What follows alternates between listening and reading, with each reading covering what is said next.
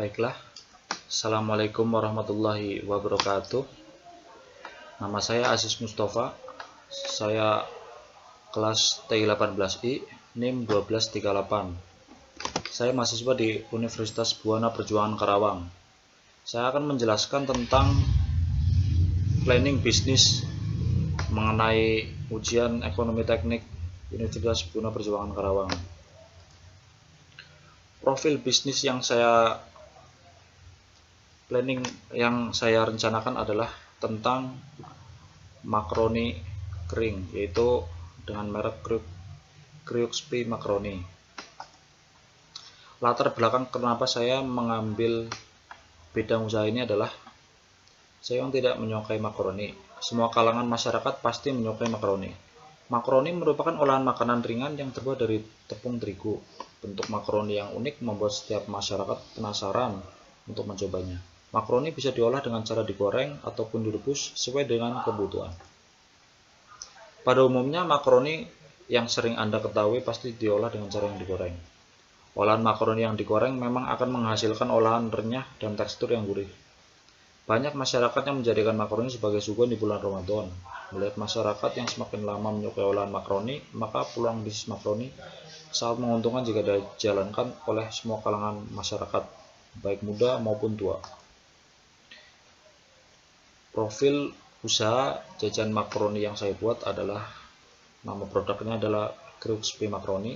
Pemilik usaha adalah saya sendiri bersama dengan teman saya, Muhammad Alan Wicaksono.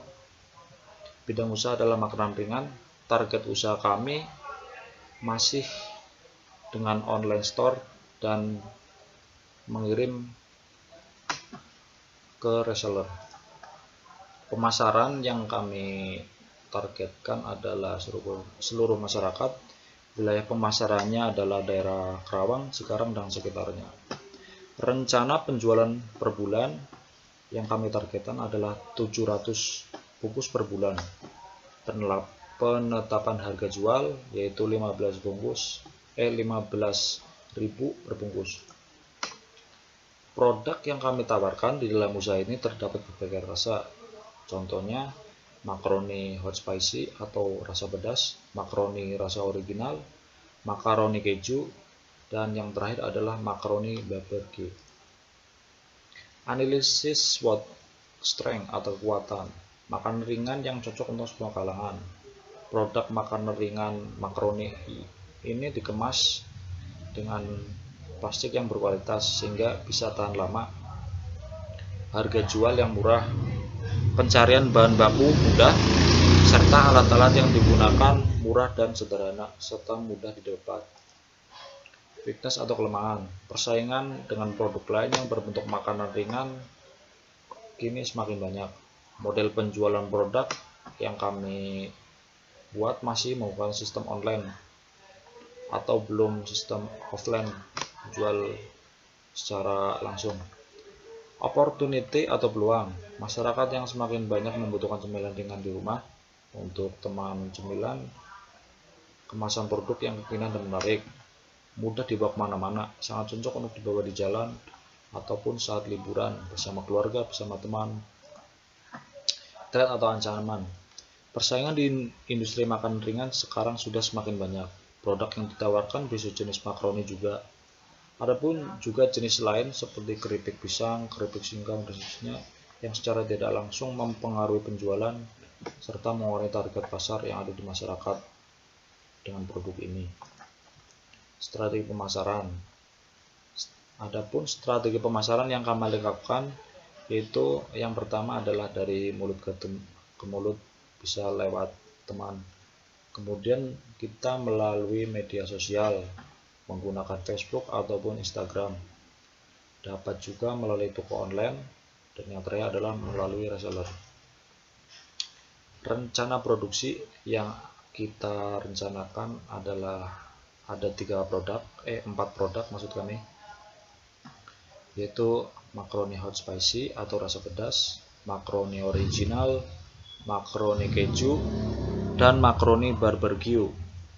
4 jenis produk yang kami pasarkan. Analisis resiko bisnis. Modal awal yang kami keluarkan adalah sekitar 4 juta rupiah. Penjualan rata-rata melalui online kami targetkan yaitu sekitar 10 bungkus per hari. Penjualan melalui reseller sekitar 100 bungkus per minggu. Harga rata-rata produk adalah 15.000 per bungkus, sehingga bisa didapat penjualan per minggu rata-rata yaitu sekitar 170 bungkus kali 15.000, sehingga pendapatan kotor yang bisa kami dapat sekitar 2.550.000. Jadi penghasilan kotornya segini.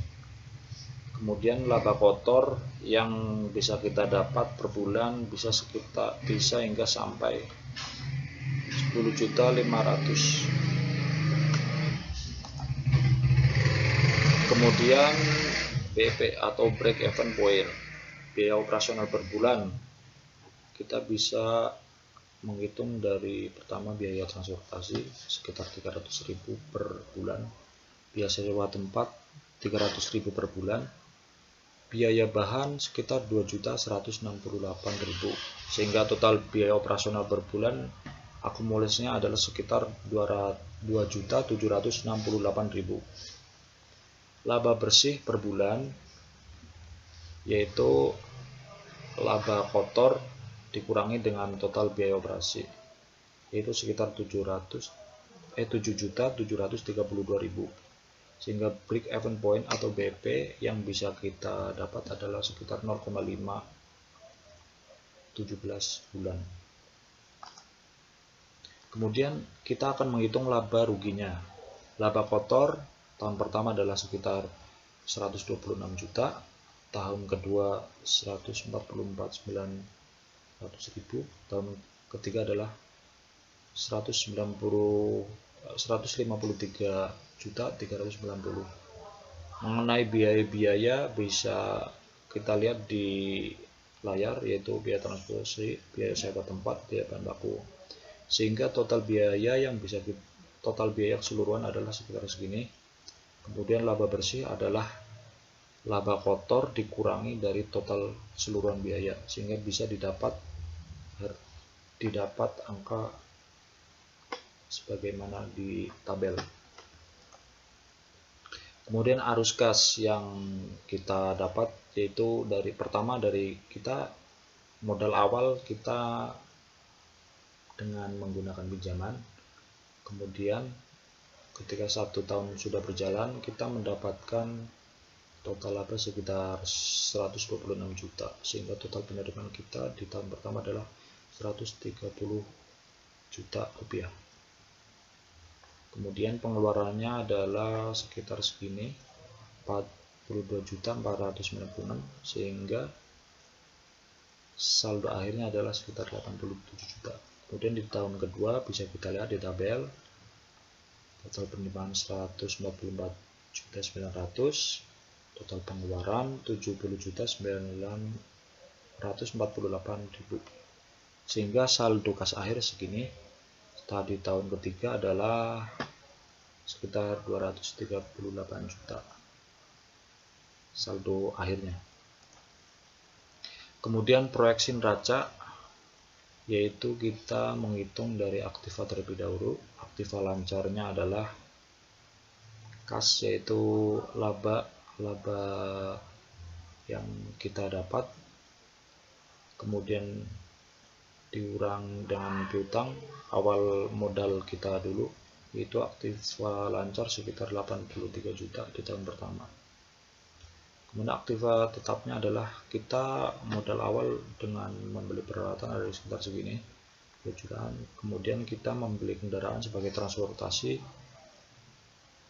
alat kita untuk membeli bahan baku, terus kita mengirim ke reseller, terus atau kita menjual secara perorangan COD-an, sehingga total aktiva tetap ada sekitar 12 juta.